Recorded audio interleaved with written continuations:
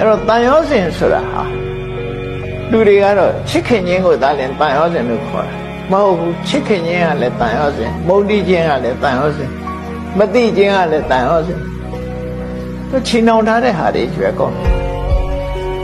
အများဖြင့်တန်ရောစဉ်ဆိုရင်တဏှာပဲတူတယ်ထင်နေကြတယ်ဟိုတန်ရောစဉ်10မျိုးရှိတယ်အကုသိုလ်တွေကတော်တော်များများတန်ရောစဉ်တွေကျွဲ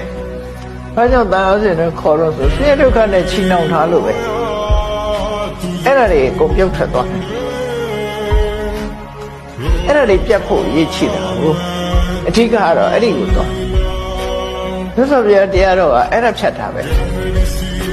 အဲ့ဒါဖြတ်တာဘာနဲ့ဖြတ်တာတော့ဆိုအမှန်ကန်ဆင်ញင်သုံးသပ်ခြင်းဖြစ်ဖြတ်